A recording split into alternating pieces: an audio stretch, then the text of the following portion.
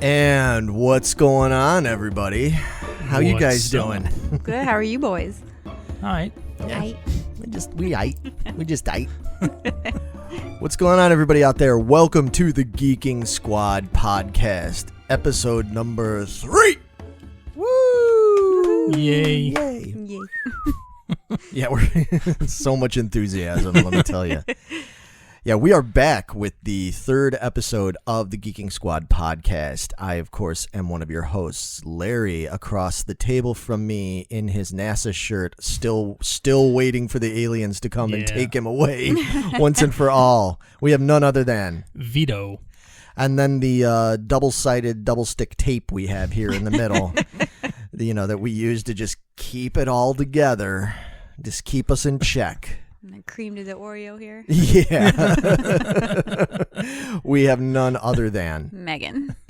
And again, since this is still kind of a new show, I'll just give a brief explanation. Geeking Squad Podcast is an offshoot of the Geeking Poetic Podcast Network, whatever, the electric company. I guess this is kind of like our main show now in a sense, I think we're going that way. Yeah. We're digging it.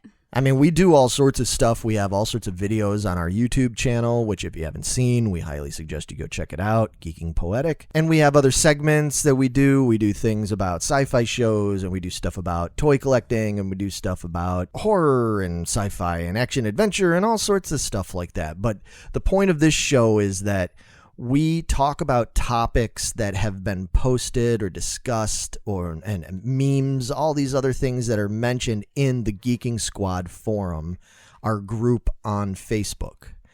And that group is free to join. Anybody is free to join. So if you're listening to this and you haven't joined the Geeking Squad, make sure you pause and go do it now. Yeah. Okay, do it now. We're going to give you a moment and Welcome back. And hopefully you'll join us over there. And we encourage people to share all sorts of stuff, little tidbits and articles about pop culture things mostly. Mm-hmm. We don't get into religion. We don't get into politics. We stay away from all that malarkey. But if there's new things coming out about TV shows or movies or books or toys or music, anything, post it in there. And then we're going to keep picking things to talk about on this show, which is what we did in the first 2 episodes, and we're going to do it again tonight. Sure are. Yep. There's all sorts of stuff to get into, but before we get into the meat and potatoes of it all, how have you guys been doing? Tired. Yeah. Megan, what about you? You've had stuff going on. You've been busy. I've been busy. I got a promotion at work. Woo! Yes. Woo-hoo. So I started that this week, and it's been, or I guess last week technically, it's been hectic. It keeps me on my toes all day, but the day goes by really fast, so that's nice. That's the best. Yeah. When you're not like dragging ass at work. Yeah. I was like, oh my gosh, it's time for me to go lunch. Yeah. I better go if I'm gonna go. I need to go. So. Yeah. And then I've been obviously playing outside in my plants, and I've been spray painting everything I possibly can get my hands on. Even the plants? Not the plants. Okay, yet. I was gonna say it's kind of productive. Yeah, I haven't done that, but like the mailbox I've painted and took it apart and painted it and painted poles and painting lights and painting bells, and if I can paint it, I'm gonna take it apart and paint it. So. And injuring herself. And injuring myself. Yeah, I scratched my eyeball yesterday with the plant. It fought back. That was not fun. And then she delved into some poison ivy. Yeah, and then I did that too. All in one day. Within an hour. She's got a special skill when it comes to injuring herself. I'm one of a kind. Putting herself into harm's way. There's just nobody that manages it quite like Megan does. What do you guys say, that I trip over air? Yeah. I can't say much because I'm pretty bad. You're not much too. better, no, so you shush over there. I know. I can barely stand up straight. It's not a joke. You have had some issues lately. Yeah, it's been getting worse. I think I've got something going on with my left ear in particular. I notice when I sing. But I think there might be something going on here with like nerves or something in my in my throat, in my ear. It's all kind of connected, you know. Mm-hmm. If you notice sometimes, a lot of times now when I talk a lot, like my throat will get raspier and everything. And so Yeah, you're clearing your throat a lot more. I think it's time we get down to brass tacks. I don't know what that. I don't even know what that means. I just felt it just sounded like one of those things you're supposed to say. Let's get down to brass tacks. Wonder where that catchphrase came from. Who the fuck knows? Some uppity white guy. Yeah, probably. But I think it is about time that we go into a little segment that we call What's shaking, bacon? All right, so yeah, like talking about what's shaking bacon. In this segment, we are just going to start talking about stuff that's been brought up, miscellaneous bits that have been brought up in the Geeking Squad groups. So anybody want to start? Yeah, I saw on the Geek Squad and stuff that the Netflix movie that just came out this week, I think, The Last Days of American Crime, has like a 0% Rotten Tomatoes. Like, how is it even possible? At least you have to have 1%, right? I was like, how bad can this be? So I had to go check it out. And? Yeah, it's pretty fucking bad. So, it has a cool concept. It's basically America's in ruins. Everybody just a bunch of criminals. Like, you can be shooting up a place and running out and robbing them and stuff. And then nobody's batting an eye. Like, this is just how life is. And people are dancing naked in the streets. And they're like, whatever, this is... So it's a now. It's recent documentary. I was just going to say, so it's a documentary. Well, I think it takes place in like 2025. So it's we're headed that we're way. headed that way. And basically what's going to happen is the government is implementing in like a 2 days time or something, this peace initiative where they basically take in your brain waves, they put something in there where you don't want to commit the crimes anymore. I guess like you could see you committed the crimes and you see what happens. It's like a mind control It's thing. a mind control thing, exactly. So these people get together. Like, there is no good guy in this movie. They're all bad guys. Okay. Every one of them. It's like they're just all out for themselves. And some of them got together and they're going to pull off this last American heist. And then the thing is, like, everybody's going to Canada. Because Canada doesn't have this. They don't have these problems. They're all defecting to Canada. But before this initiative starts and everything, because they don't want people in Canada, they want to keep them here. It's like if you go like running for the border and stuff, they just shoot you. So it's a very shoot 'em up movie. It's like if they can shoot you, They will. you're gonna get shot Okay. multiple times just for fun. Like, Jesus, really? You need to keep shooting him? And like people are flipping out and stuff like that. And it's more comical than Scary. and Okay. and Yeah. and yeah. Did they just get like the tone wrong, or is it supposed to be like that, or No. no? It's supposed to be very serious. And like I didn't really connect or feel for any of the characters. Like, I hate you all. I don't like any of you. I mean, I guess the girl, she was semi-okay, but I'm like, I really don't care about her either. So, and then it, like, introduce you to this cop and you go like get his part of his backstory. You're like, oh, okay, this is going to be the guy that like saves the world and everything. And at the end, he's going to like make it all come together and it's going to be our own new John Wayne and stuff like that. And yeah, that was a whole lead up to nothing. I was like, what? I don't understand where this is even going. And like at the end, they get the semi and he like just plows through all the guards to Canada and the brick barriers. And I was like, they go on this big long bridge. It's like, oh, they're going to blow up the bridge and they're going to kill him. And like, nope, he gets across the bridge. I was like, it's that easy. Why didn't everybody just use a fucking semi and go across this bridge and get to Canada? I don't know. It was just very poorly done, I think. It was a cool concept. Sounds like a cool concept. Yeah, I was like, oh, I don't see how this could be that bad. It's like, yeah. And it's a Netflix like original. It's a Netflix original, yeah. And I was like, well, I don't know if it really deserves 0% because some people may get some enjoyment out of it. I'm just not like a Vito.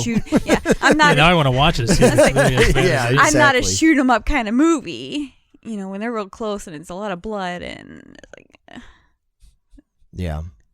I don't know. But I think somebody would enjoy it. Yeah, I don't even think Birdemic has a 0% on Rotten Tomatoes, dude. Dude, Birdemic. Not is even so Birdemic bad. 2. And that one's even worse. There's a 2? Oh. You haven't seen 2? The Resurrection? Dude. Oh my God. The Resurrection. All right, you guys should stay an extra 2 hours before you leave so we can watch it. Oh my God.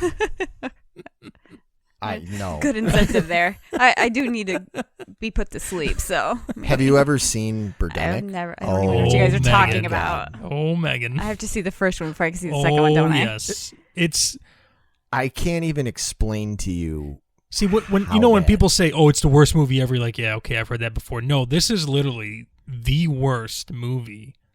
I think that's. Is ever been it made. worse than The Room? Yeah. Yeah, I think it is worse than The Room. Yeah. The Room's pretty Wow. fucking bad. Yeah. Huh. But The Room, well, I was going to say it actually kind of makes sense in logic, but it doesn't at all. But Birdemic, yeah, it's just weird. Let's just say the Birdemic is a romantic thriller. That's how he like describes the movie, which it's not. It's just, yeah, it's just awful.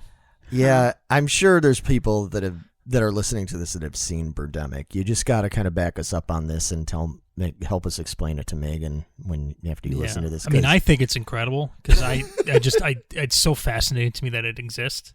Like I've seen it at least 7 times by myself. Wow. Which is almost an impossible feat for people to get through it. But I enjoy it for some Vito, reason. my God, man, I don't. Yeah, you're. Yeah, so You're gonna love this movie, Vito. I was just gonna say this movie that you're talking about, Megan. You know, it's gonna get one vote. That's gonna be like an 89% or something.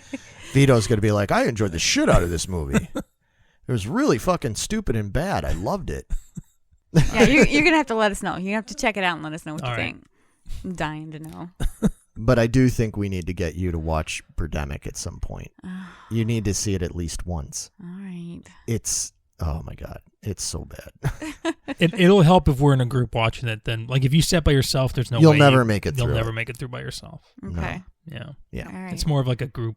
Let's have fun watching this type of movie. You know. You know, kind of like a Ginger Dead Man movie. Well, that one's enjoyable by itself as well. Yeah, that's debatable, Vito. Oh, I don't know about that, man. Speaking of things you guys enjoy and everything, what were you saying was just coming to the Disney Channel? The Dinosaurs TV show. Yeah, buddy. Oh, I love that show. I don't know why.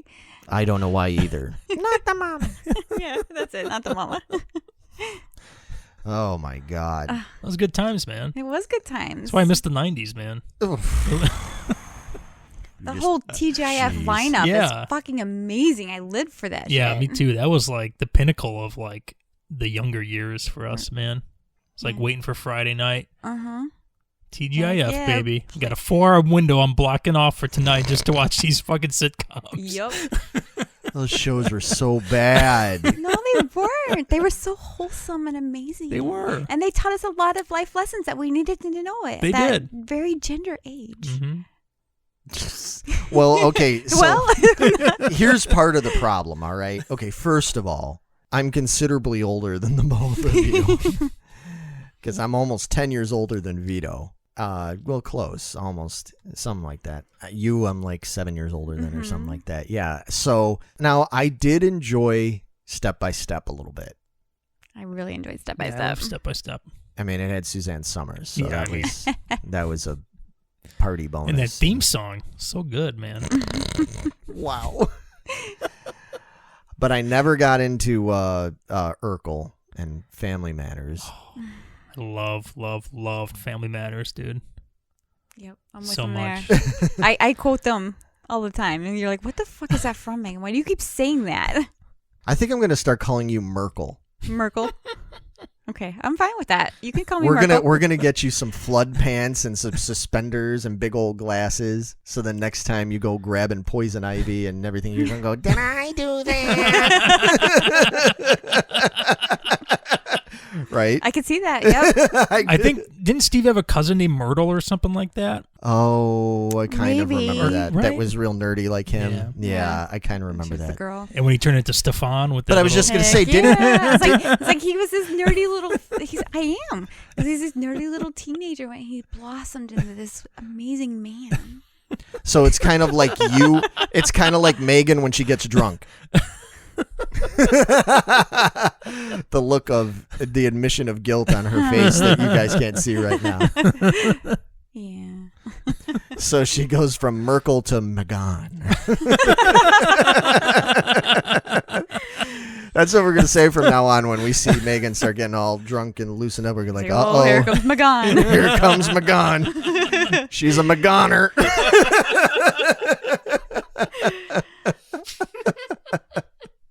Wow. Oh, man. Make Vito spit his drink out over there. So what were the other shows that were out there? So it was Dinosaurs, Step by Step, Family Matters. There was some Full House. Full House. Oh, that is the dredge of it all. Oh, come Dude. on. What? It was good, man. Yeah. Full House? Yeah. Fuck it, yeah. Oh my God. Kimmy you guys. Gibbler. Yeah. Fucking Gibblers. DJ. You're trying. I'm just gonna say you're trying that. Your first line of defense against my hatred of Full House is Kimmy Gibbler. She's fun and quirky. Oh boy, we see who Megan's role models were. I had a crush on Candace Cameron for a little Heck bit too. yeah, she was so. gorgeous. And her boyfriend, Steve. Well, I didn't have a crush on him. I was saying. I meant for me. Yeah. He was a hottie. I mean, Uncle Jesse. Have mercy. Seriously. They fucking had the Beach Boys on there? Yeah, they did. Oh yeah. Well, we know Megan loves I the love Beach the Beach Boys. Boys. So. Trying to think if there's any good '90s television stuff that I miss. Well, you know what? You know what I miss from '90s television that people don't. Well, because I'm a nerd, so of course I'm gonna miss this. I miss all those kind of weird, like, I liked all like the adventure and sci-fi type shows. I mean, not just Star Trek and stuff like that, but there was like those. I liked Hercules. Loved Hercules dude. and Yeah, Xena. like Xena. Yeah, and Xena was good too. Sinbad, But there was Jack other. of all trades. There was all those kind of things. And there was another one that was kind of like, was it like an Alan Quartermain one or something? Oh yeah. Like that? I know what you're talking about. Yeah, there was like they had that. There were different ones that There were. was Adventure Inc. with Michael Biehn and Yeah. Tia Carrera. My favorite, of course, was Cleopatra 2525. Yeah. Of course it was. You and 5 other people remember Cleopatra 2525. But no, in all seriousness, like I loved a lot of those shows that I would catch on like WGN. It was WGN Action Pack. or UPN, and a Mhm. lot of times they'd be showing it, rerunning it at like UPN. 3 in the morning. Yeah, dude. You know? Yes. Yeah. And I started really getting into some of those. Those were really good. You guys remember Mantis? Yeah. Dude. Oh yeah, Mantis was Fuck good. yeah. See, now that's to me. Viper. Yeah, that's to me. That's good. Like '90s television The stuff. non family values type of shows, right? Yeah, those things just They got- were corny. I mean, but they were still like good. Still great. They had their moments, but I could never get We're in. just not going to sell them on it, I are know, we? we're not. I could never get into Full House, man. We're never going You to go know. watch them Full House. Mhm. Bob Saget, and although Bob Saget's funny in real life, you Yeah. know, Bob Saget and was Nothing like his character. No. Uncle Joey. Was it Uncle Joey? Dave Uncle Coulier. Joey. Yeah. Cut it out. Yeah. Yeah, it fucking. Love it. Isn't he the one that Alanis Morissette wrote "You Ought to Know About"? Yeah. Man, now you listen to that song, and I mean, would anybody listen to that song and be like, "Man, you know who I bet this song's about? Fucking Uncle Joey." He seems like the kind of guy that would. I could picture like some chick going down on him in a theater, like she sings about in there, right? You know, fuck Full House, man. I don't like that show. The Olsen twins, like they're so cute and adorable. I'm like, the fuck are you looking at? I'm like, They were cute and oh my gosh. Okay. wow. All right. I thought that the middle daughter, the blonde one, Jodie Sweetin. yeah, I thought she was funny. I liked her. I've got her autobiography upstairs, unsweetened. Oh yeah, she had quite a life. Yeah, she did. Why are you laughing? Of course you do.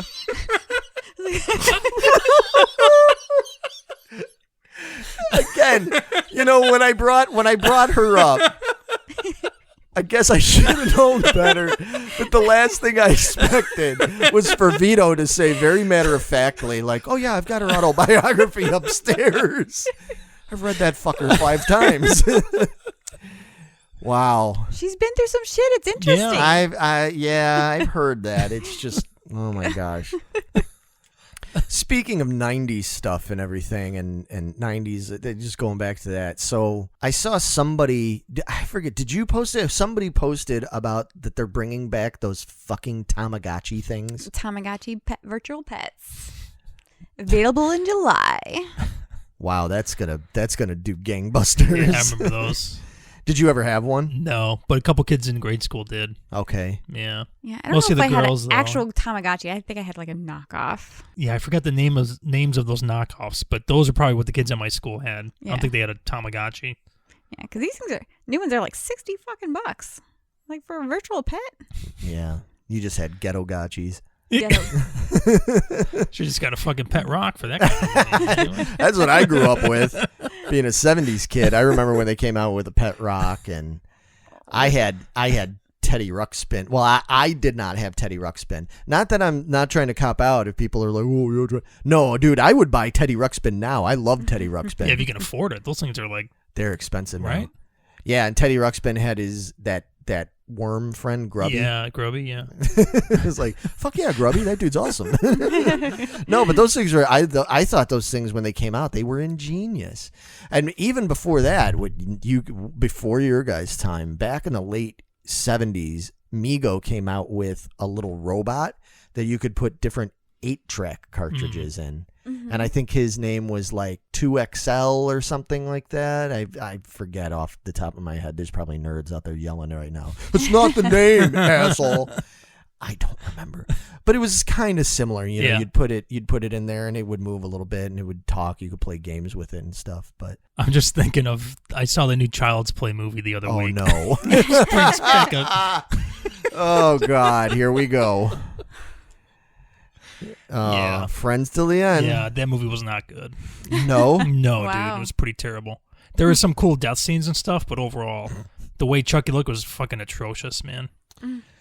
I haven't seen the movie, but I saw what Chucky looks like, and I was like, "Oh, really? Yeah. That's what they came up with? That looks terrible." So if you want to see a good, real, like, newer Chucky movie, go see Cult of Chucky, the newest one that came out a couple years ago. That was fan-fucking-tastic. Yeah.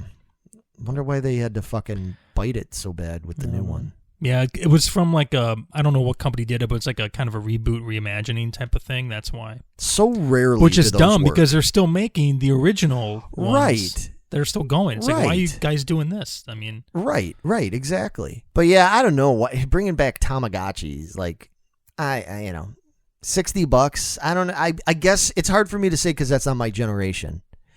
But I just find it hard to believe that people are going to go and spend that kind of money on something like that when you can get so much more advanced things on now. your app, on your phone for Right. like $2 or whatever. Right, you know? exactly. Yeah, I guess that's true.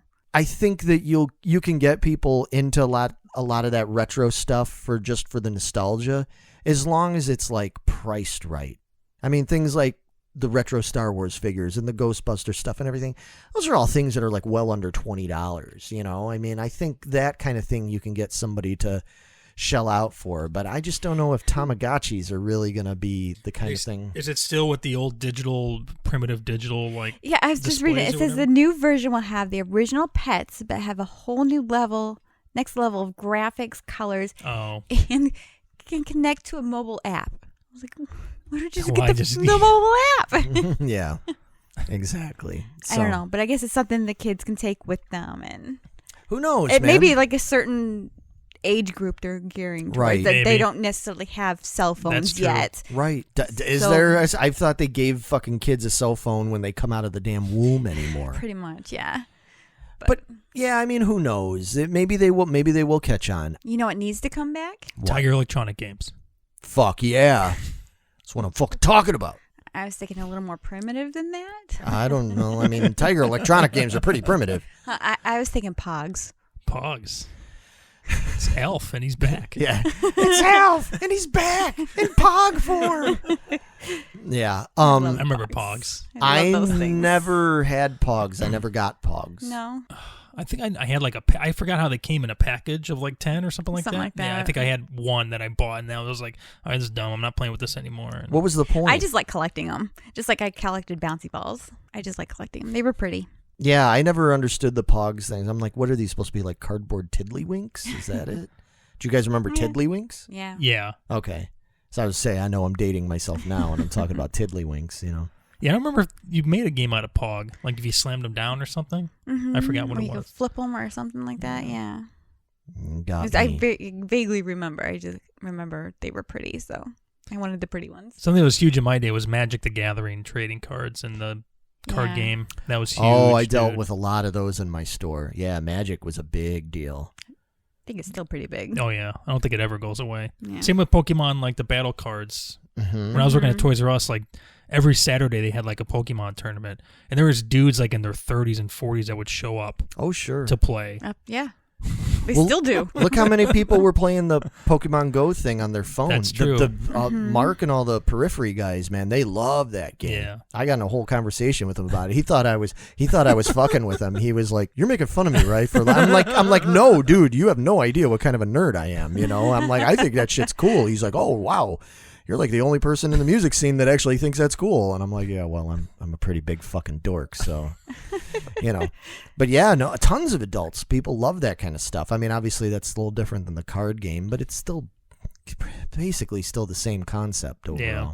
And lastly, real quick, speaking of, again, bringing things back from the 80s and 90s, now I noticed that there is a trailer out at last for the third and hopefully final movie in the Bill and Ted franchise. What do you think? Eh. Yeah.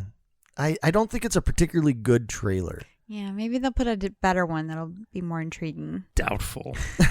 I think it looks terrible, man. I think the title of the movie is terrible. Yeah, what is it? Face the Music? Yeah. Face the music. I thought it was a joke at first. I was like, can't name the movie Face the Music. But they did. I don't know. The title doesn't bother me that much. I mean, the whole concept of it, that the only thing we can glean from the trailer is that now they're old and middle-aged and they've got kids, and rather than becoming the gigantic worldwide sensation they were supposed to be with Wild Stallions and writing the song that was going to save the world, they're like relegated to playing like small bars like me and doing like next to nothing. So then they realized that they should just go to the future and steal the song from themselves. However that's supposed to work. The whole concept right that there can't work. You can't come in contact with yourself. Well, they do it all the time in Bill and Ted. I mean, but the whole thing is like, I don't know. That just doesn't make I can't wrap my head around that. So you're going to go into the future to steal the song from yourself. But then the thing is how do you know it's successful in the future? Yeah, you didn't write it, so how can it even exist in the future to be a popular song? Furthermore, if you know that it's going to exist in the future, Then don't. Just write it now. why don't you just then why do you just like not even bother? Just be like, "Oh, okay, yeah, we'll just wait for it to happen or whatever." I don't know. That's why I think we need more, because the trailer really doesn't tell you much. It's not even really a trailer. It's almost more like a sneak peek. Snippet. Yeah, Yeah. it's just like a Maybe. snippet. It doesn't hardly show you anything, and I was like, this didn't necessarily dissuade me from wanting to see it, but it really didn't make me like really want to see it either. I was like, okay, I thought it'd be funnier, and I don't know. What do you people out there think? Are you anxious for the Bill and Ted movie? Did the trailer actually sell it for you? Because I see a lot of people are like super stoked about this. Well, I'm curious to know, is it so much because it's Bill and Ted's new one, or is it going to do well because it's the first movie to come out after the quarantine? So people are just going to like, I just want to see a movie. I just want to go. Yeah. That's possible. I wonder how it's going to work, though, because they're obviously going to have limited seats. Yeah, well, we were talking about that in the last episode, figuring out how they're going to do all this. Maybe Bill and Ted's movie is going to be the movie that saves the future. Just like the Bill and Ted song is supposed to save the future. That's pretty deep. Maybe the movie, without them even realizing it, is the movie that will save the world. I'm optimistically hopeful, we'll put it that Okay. way. And Vito's got nothing. He's like, nope. No, I just think it looks forced and not good. I don't know. It does feel a little forced, yeah. Maybe it's because we just don't see Keanu that way anymore. guess. Yeah, I mean, he's he's like- fucking John Wick, Yeah, dude. it's weird, you know? So for him to go back to being that, I don't know. We'll see. Yep. Time will tell.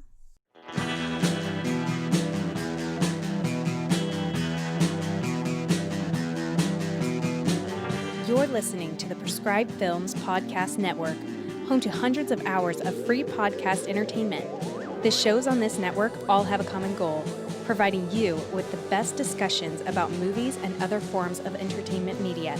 The PFPN hopes to fill your earholes with audio joy.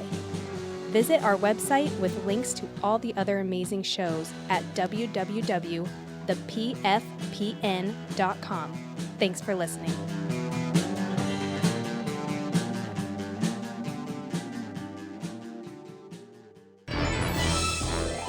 Squad Talk. All right, so I think it is time to get into a little bit of squad talk. Yay. Kind of our main thing. Main topic. Yeah, and this time this is the one that really sort of caught my interest. And it was an article was shared in the Geeking Squad group that discussed hidden treasure. There was a hidden treasure. I never knew about this whole thing. This is something that's been going on for a decade. That's crazy. I never heard of it. I think I've heard of it, and I just thought he was a crazy old man. Well, I think a lot of people still do, actually. Well, I think a lot of people kind of felt that way, but I just never even heard about it. I guess I'll explain it. Yes. So 10 years ago, this guy, Forrest Fenn, who's a New Mexico art collector, he found out that he was sick, I guess. He had like pancreatic cancer or something really bad like that. Okay. And so he decided he was going to bury like a treasure chest, like an old school fucking pirate style treasure chest that had like gold nuggets and sapphires and diamonds and coins and all this other shit in there. And he was originally going to have his cremains included in this and was going to have it buried at like around 5,000 feet above sea level or whatever it was up in the Rocky Mountains. Well, the first part of his plan kind of failed because he got better. Oops. Like in Monty Python, I got better. But he decided, I'm still going to do this anyway because it'll be fun and everything and give people something to look forward to. And so he went and he buried this treasure somehow. He found some spot. So back in 2010, he self-published this memoir called The Thrill of the Chase. And in it, he provided a bunch of clues to the location in 24 cryptic poems. Okay. Or like verses, People had to like try to decipher these poems and stuff. So this is like total fucking national treasure type shit. And that's why it's like, I feel like if Megan would have known about this, If I would have thought it was real. well, And right. smart enough to figure out these poems. Well, you never know. You didn't fucking try it, did I you? sure didn't, did I? All right. You got me there. So, it had all this stuff that you had to like decipher. Apparently, there have been like tens of thousands of people that have gone out trying to find this. There have been whole like little like mini societies and stuff, groups that are based around finding this treasure. And it became like this big thing, and like people died. Was it 4 people died At searching least for 4 it? people died. To the point where like the authorities in New Mexico, where he's from and everything, like went to him and were like, hey man, you need to retract this whole thing because people are fucking dying, and it's like and it's your fault, because you put this up there. I mean, it really kind of is. I mean, he's at least the instigator. I mean, it doesn't force anybody to have to go get it, but let's face facts. People are going to go fucking get it, This is like, it's a mad, mad, mad, mad world, if you ever seen that movie. Have you guys ever seen that movie? Nope. Oh, think my so. God. It's one of the greatest movies ever made. We're going to watch that movie sometime. Okay. Are we writing these all down? And we should be.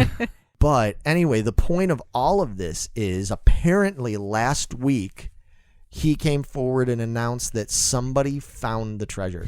Mm-hmm. Now, here's the thing about that. The person who found the treasure has said they want to remain anonymous. Has he said they said that? Yes. Uh-huh. Exactly. Now there's all these like theories from these people. They're like, was it all bullshit? Maybe it was all just a bullshit lie or whatever, and this is his way of getting out of it. Or maybe he's bowing to pressure of, authorities and stuff, because now there's all these people that have died and all this, and maybe he just is trying to throw them off the hunt and everything, or maybe he wants it back for himself. Or I was going to say, I bet he's dying again. He wants his treasure back so he can get his ashes in there this time, and then it'll be back on once he's dead. He claims that that's not it. Because he even said, like, even when the authorities came to him and were like, hey, man, knock this off. If you put your treasure up there, go get your fucking treasure and bring it back. And he said something to the effect of, like, no, I'm not going to do that because you can't blame me. It'd be like somebody blaming me for installing a swimming pool and they drown. If somebody drowns in the pool, you don't just drain the pool. You got to teach them. They just got to learn how to swim. I think they could sue you, though, if they die in your pool. Right? That's why you have, like, home insurance to protect you against stuff he's talking about, like, if somebody installs a pool for somebody else, it's not the person that installed its fault. It's the homeowner. I see. Okay. This is their pool. I guess. But that's, well, yeah. So they have to sue the Rocky Mountains for being so dangerous. Right? Right? Yeah. Yeah. See who would take on that case. But there's been interesting offshoots of this. Like, I guess, so there's been these whole, like I said, there have been these, like, groups, these little foundations of people that get together and stuff and are based around this whole treasure thing and people trying to decipher it. But then, like, those groups have also sort of, like, come to just be, like, helpful groups for the people involved, and they even, like, go and do, like, help out other people. I think, like, one of the people that was in the group fell on some sort of, like, hardships in their personal life, and then, like, all the people that were in that group, like, banded together and, like, helped them financially and everything, helped them get back on their feet. And it's like, so there's been, like, these, like, really positive offshoots from this too. Maybe accidental. I don't know if Mr. Fenn ever imagined this, that, you know, but it's brought people together. It kind of reminds me, this is a stretch, I guess, it kind of reminds me of, do you remember the one episode of Doctor Who where there's that group of people that all start meeting, and it's all based around because they're all trying to find the doctor? This is a really, really bad episode. It was that really stupid one when the girl gets turned into the piece of concrete or whatever it was at the end, and yeah, it's the worst. It's one of the worst possible Doctor Who episodes. But what's nice about that episode, one of the underlying themes of that episode is it's all these disparate people that come together and in this group because they all believe in the Doctor, because nobody knows the Doctor is still around or that he exists or whatever, but they've had their sightings and stuff. And they start this, like, little group. They end up, after a while, the whole thing about the Doctor ends up kind of almost being like a footnote. Like, they just all start getting together and helping each other out and doing activities, and they form this great bond of people that originally came together because of this cause, but now it's turned into something organic and familial and all that kind of shit. And it's kind of like that, I guess, with some of these people.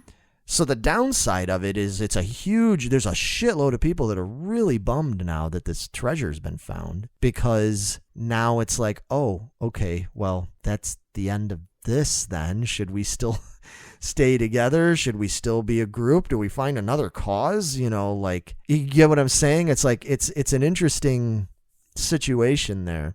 But another thing is there's a bunch of these people that are like, I don't know if it's really been found.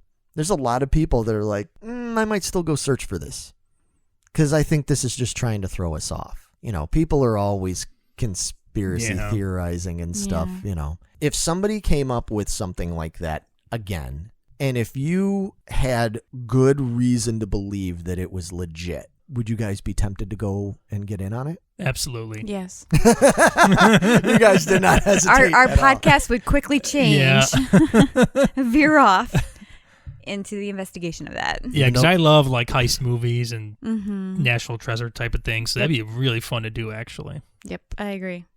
Yeah, I know you love National Treasure. I love National Treasure. One of my faves. Yeah. Yeah, I love stuff like that. I love stuff like that in Dan Brown books. You know, like, James Rollins has stuff like that too. So. Oh, yeah. Well, we already know how you guys feel about James Rollins. I don't know if I would, you know me. I'm not as adventurous as you guys are. You guys are like, you know, I hope it's buried in Egypt and everything. Heck yeah. Oh, God. That'd be amazing. I'm still waiting to go to Egypt, man. Yeah. It's going to happen one day. It is. We're going. Yeah. You guys have a great time. We will. It's going to be amazing. You guys have an awesome time, and you go say hi to all the people that keep watching our fucking mummy video. It's no fucking joke. People have died trying to find this thing. Mm-hmm. I mean, it is $2 million worth of treasure, but still. You know, so here's the thing. What happens when they find it? Like, do they have to claim it to the government? Well, yeah. I would imagine there's got to be something like that. Just like you find a shipwreck, you got to claim. I don't Still know. going to tax your ass on it. Yeah, you would lose like half of it, pretty much. It's probably why this person's staying silent if they really did find it. Like, I ain't paying taxes. Maybe that's a good point. I didn't even think about that. I mean, yeah, is that even how it goes? Like, because I know so little about this kind of thing. Like, how does it? Because what if you're out like let's say you're out somewhere and you find a wallet that's got $5,000 in it with no ID, and you're like, well, I'm not going to turn this in because I don't know whose it belongs to. I'm just going to keep the $5,000. Like, you don't have to like. Yeah, I don't know because I think technically, I'm not sure how the law works. $5,000, you could just spend it. Where it's treasure like that, what are you going to do with it? That money's most likely already been taxed. That don't mean nothing. That don't mean shit. Because I mean, how does that work with things like when you find gold and diamonds and stuff? That's what I'm saying. It's like it's not just cash you can go spend. You have to convert that to liquid cash. Yeah, I guess even if you went to a pawn store, they still have paperwork to fill out. And I'm sure you have to give them your social security number and shit like that. I bet that's how they get you. Yeah, that's how they get you. They'll get you one way or another. Even if you go to a bank and put in a safety deposit box, like at some point you gotta, like you said, turn that into cash. Mm-hmm. You know? If you ever want to use it, yeah, they're gonna checking the cash. Checking the cash. Love those commercials, man. Oh God, I can't stand it. But yeah, that's just something I never even really would have thought of when you think about things like all these movies when they, discover caverns of gold and rubies or cash and all these other things is like the reality of how would you even spend that and convert it. And I wonder if you can take it to like the Cayman Islands or something like that and set up a bank account and then launder it through that avenue, That might be a loophole you can get into. Maybe. If you even know how to do that. That's true. Yeah. Maybe. Even know where to start with that. Yeah, exactly. For anybody that's listening to this, we have no idea what we're talking about, and maybe we shouldn't be talking about this on a public podcast. And then the other thing is, how would you get it to the Cayman Islands? You can't wire gold, so you'd have to put it on a plane, but then that's weird. Well, if you guys want to go on these fucking adventures, you better think this shit through, all right? We have to get a lawyer on retainer or something just in case. An adventure lawyer. Yeah. Can you? There's got to be one that exists. There has right? to be. Has to be. Or if he was smart, he would have made his own firm based on the amount of people that went to go find this treasure. He'd be like, you know what? That's a business opportunity. I'm going to become an adventure seeker lawyer to protect you and your assets. Yeah, could you imagine the infomercial for that? It's like, are you a gold splunker? Do you like ravaging old caves and deep diving for diamonds? Do you have any idea what you're going to do with that shit once you actually get it? Chip Bones Malone, I'm here for you, and I want half. And your money, yep. And your treasure. Yeah. No, look here. It says no money down. No, there's a missing comma. No, money down. Lionel Hutz or whatever. Yeah. It just goes to show that even with the internet and everything, man, it's a big world, and there's a lot of shit going on out there that you think you're like on top of everything, and you're just not. I mean, there's so many things. Meanwhile, for the last decade, there has been a fucking multi-million-dollar hidden treasure in the Rocky Mountains, and we didn't know about it. We blew it. It'd be cool if somebody did this more frequently. There's a bunch of crusty old rich white motherfuckers out there. Like, come on, man. You're all dying and old and shit. Just make us some treasure. Well, there's that, was it geocaching where you can put in something into a ball and you upload coordinates. So you can go to Europe and have this app and it'll take you to some place that has this almost like a time capsule. Okay. It's weird. There's a whole group of people online that do this geocaching. Okay. That could be something. Yeah. Yeah. A smaller version of it. Yeah. Yeah. I think it'll be interesting. How about this? What if some really rich eccentric guy, like a Richard Branson-y kind of guy, right? What if on one of the trips out into space, he actually put like out in space some kind of like thing, like some kind of like little satellite capsule thing that has like $20 million in it.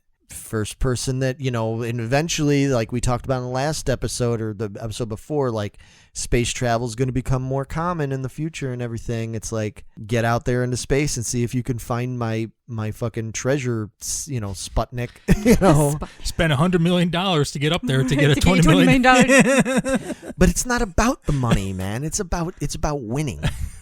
You know that for a lot of these people, I'm sure. Again, you don't have to actually put $20 million up there. You just put the satellite up there. Like, Well, no, alright, he it's should there, put go the up 20. there. No, I mean, you're a dick if you don't put the $20 million in there. But I'm just saying. Fooled you.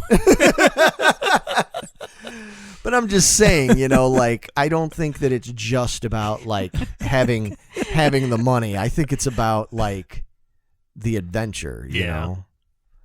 I just pictured that little bully on Simpsons going, ha ha, Yeah. on video. Yeah, exactly. He opens a capsule out. What the fuck?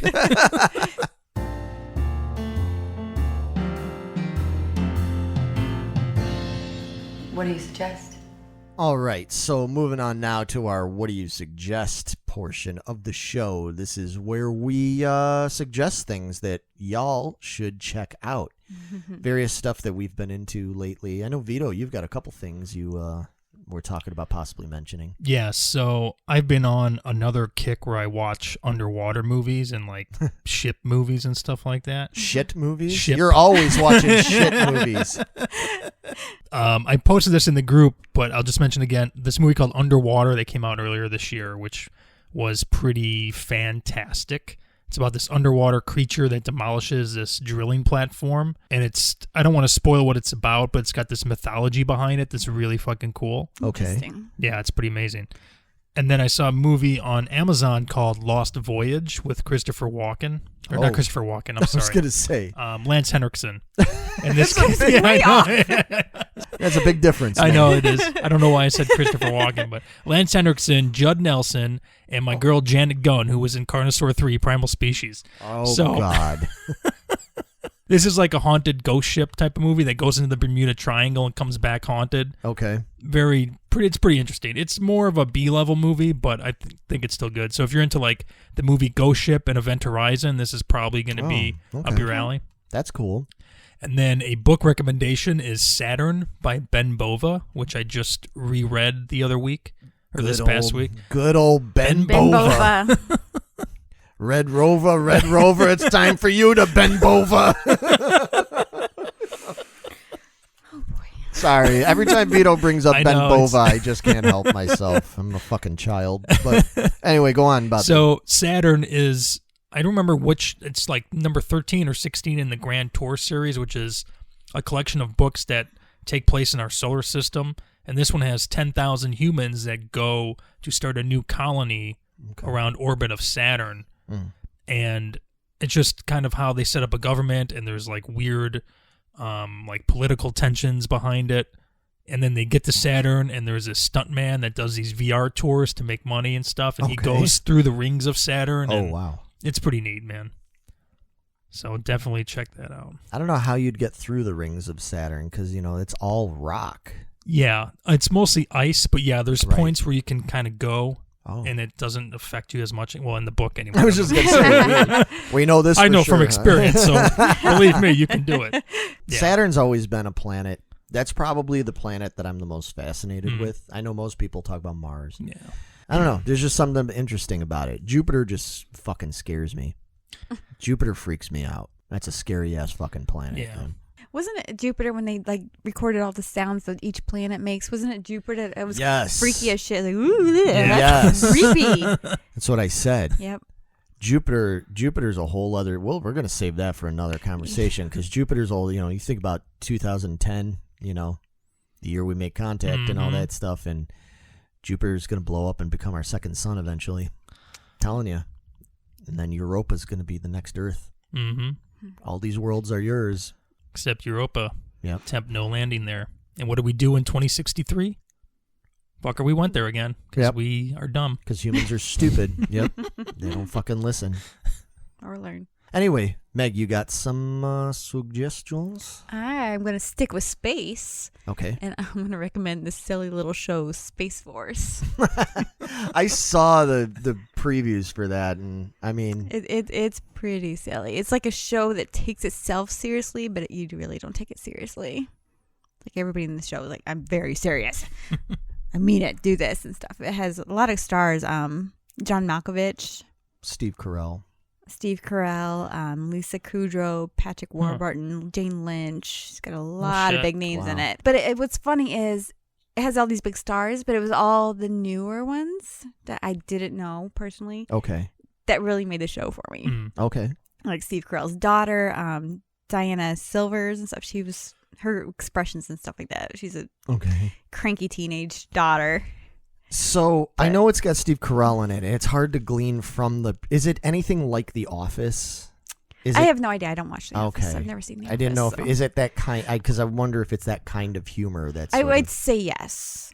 I think it was made by the guys who did The Office or something like that. If I might be wrong about that, but I thought it said something from the creators of The Office. Oh, okay. I hope so, because I could see it working really well. Because when you're describing it as like that the people on there are taking themselves seriously, but it's ridiculous, that's how The Office is. Yes. Yeah. So that's very much like that, because Steve Carell is like, got assigned a promotion, and he got assigned Space Force. It was a brand new force. He's like, well, I'm making history. And because at first I was like, oh, I don't want this.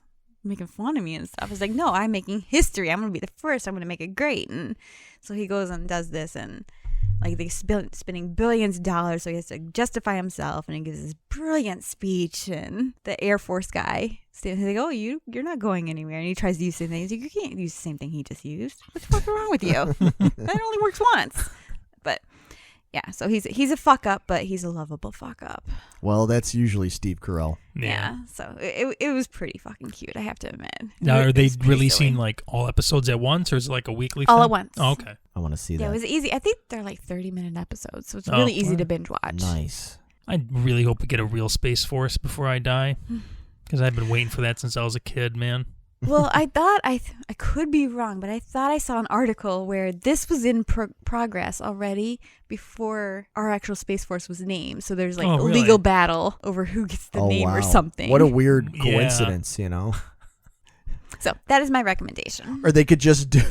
They could just do like all the fucking metal bands do when they have the same name, and we'll call it Space Force AD. Yeah. We'll just add AD on the end. Oh, man. Nice. All right. And so for my recommendation this week, I'm going to recommend a music thing. So my recommendation is a new album by, well, there's a band that came out in the early 70s, and they're called Sparks. Okay. And it's two brothers, Ron and... Sparks Brothers? Yeah, the Sparks Brothers, yeah. Ron and Russell Mael. They're from California. And it's hard to describe their music. They're a really weird duo. Russell was the lead singer, and he had like wavy Jim Morrison hair, and he was like the typical lead singer guy. He kind of looked like Mark Bolan from T-Rex and all that. He was perfect, especially in the early 70s, very glammy. And then his brother Ron was the one who wrote the music. And he played keyboards and stuff, and his image was intentionally the complete opposite. He was extremely slender, very slender, and he would wear like old timey like suits. Nice. And he had this like slicked, like greased back black hair and little like Charlie Chaplin mustache. And he would sit there, and he would just sit there when he would play his keyboards and stuff. Like they're singing these like quirky songs, and he would sit there and just like glare at the audience, like, and roll his eyes and just be like, just a total weird. They were so quirky, and I've always liked this band. They're one of those bands that goes through all sorts of different phases. They somehow always manage to sound like themselves, but they've covered like the whole musical spectrum, like Rush. I was just going to say, yeah. Sparks is kind of the same way. And Sparks actually, in my opinion, kind of invented 80s new wave music. Okay. Because I could play you some songs they've done, and if I played it for you, you'd be like, oh yeah, that sounds total 80s. But it actually came out in like 1977. You know what I mean? Oh, wow. Like, well, these guys are literally like 70 years old now, or at least Ron, the weird one. They just put out a new album called A Steady Drip, Drip, Drip. I didn't realize this was coming out until fairly recently. I guess they released it online back in May, and now the physical product's coming out in July. I just found it recently, like a week and a half ago. I was like, oh, I didn't realize this was already out. It's my album of the year already. Like, I mean, there might be something else. I mean, we still got half a year to go and this wacky year, but it's my album of the year. Like, these guys are that old, and they put out one of the best albums of their entire career. And they've put out like a lot of they've probably got like 24 albums out, because their first one came out in 1974. I'm just like, man, it's like when you have bands that can do that even at that old age, and they're not just doing rehash stuff and everything, you're hearing it and you're like, God, there's still new ideas. If you're into that kind of stuff, if there's people out there that are like, if you're into anything from like glammy stuff, if you're into new wave stuff, if you're into things like Mr. Bungle and Faith No More, if you're into like just prog and Spock's Beard stuff and all that kind of shit, there's something in Sparks for you. It's not for everybody, that's for sure. It's definitely one of those things that you're like, this is kind of goofy, but it's just quirky and weird. So that's my recommendation, is the new Sparks album, because yeah, I'm really looking forward to. I ordered the vinyl of it, but I've been listening to it online and stuff. They just did a quarantine session video for one of the songs on the album, where they all did it separately and everything, and it's fucking amazing. Wow. And then one last thing I'd like to recommend is, if anybody knows who Charlie Benante is from Anthrax, the drummer, man, he's been killing it with the quarantine videos. Yeah.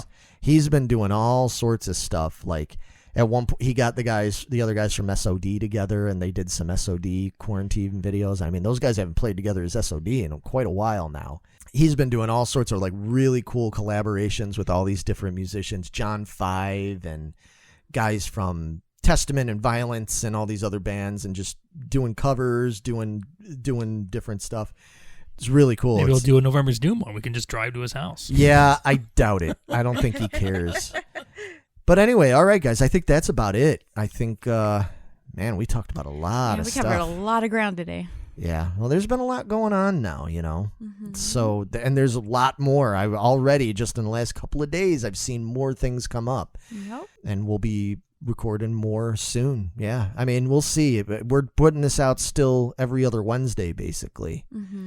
We'll see if people respond to it. Maybe we'll even start doing it more. Kick up a notch. Yeah, we might. I'm enjoying it. So let us know what you think. If you enjoy the show, you know, give us a thumbs up or give us a comment. Let us know what you want to hear us talk about. Let us know what you thought about what we did talk about, because share topic ideas in the squad. Yes. Shout out to all our homies and homettes in the squad. There's we've heard from a bunch of you guys lately. George is always sharing good stuff, and Danny and Alex and Angie and all the rest of you guys. We appreciate all your input, and keep it coming. And all of our Patreons. We love you guys. Thank you guys. Yeah, all of you patrons there that help us out on Patreon. We're super thankful for any support we get from you. You don't have to do that, you know, of course, but it helps immensely. Megan got a new toy. Yep, I got us a gimbal. The gimbal. Bowl. Yep, it's pretty cool. It follows your face around and stuff. Yeah. It's pretty neat. Set it on the table or hook it up to a tripod, it looks like. Nice. Yeah. Yeah, it's a little... Be excited to play with that thing. Right.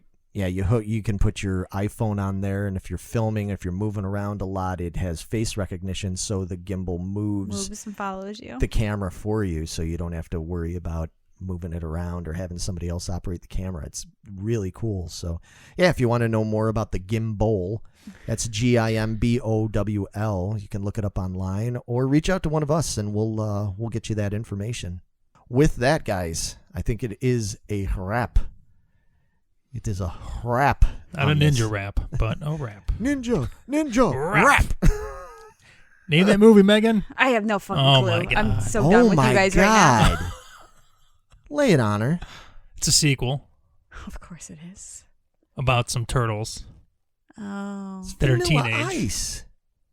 turtles that are mutants, but they're also ninjas. I'm not for sure where you're going with this, Vito. You know, That was like in our wheelhouse, Megan. I know. I mean, love it too. I don't know. Just wasn't there with you guys. She's Apparently, I'm done. sorry. I'm done. she's done. She's gonna go play with her. Checking gimbal. out.